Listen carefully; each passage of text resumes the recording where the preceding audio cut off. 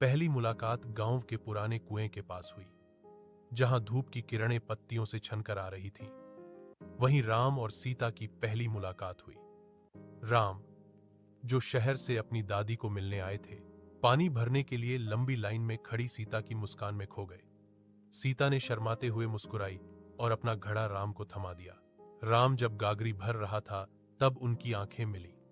उस एक पल की नजर में कुछ हुआ जिसे दोनों शब्दों में व्यक्त नहीं कर पाए।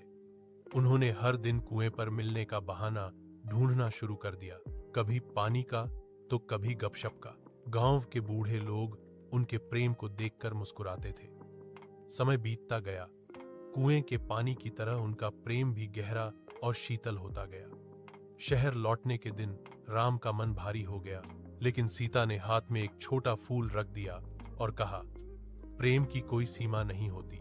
राम शहर लौटे, लेकिन हर शाम वह उस फूल को देखते हुए सीता को याद करते थे।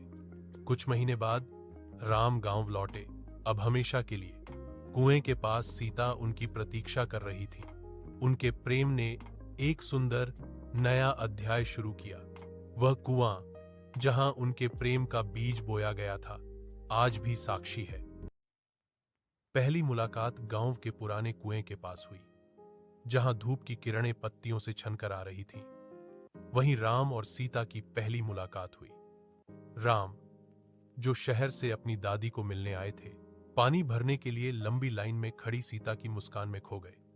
सीता ने शर्माते हुए मुस्कुराई और अपना घड़ा राम को थमा दिया। राम जब गागरी भर रहा था, तब उनकी आंखें मिली। उस एक पल की नजर में कुछ हुआ जिसे दोनों शब्दों में व्यक्त नहीं कर पाए। उन्होंने हर दिन कुएं पर मिलने का बहाना ढूंढना शुरू कर दिया, कभी पानी का तो कभी गपशप का। गांव के बूढ़े लोग उनके प्रेम को देखकर मुस्कुराते थे। समय बीतता गया, कुएं के पानी की तरह उनका प्रेम भी गहरा और शीतल होता गया।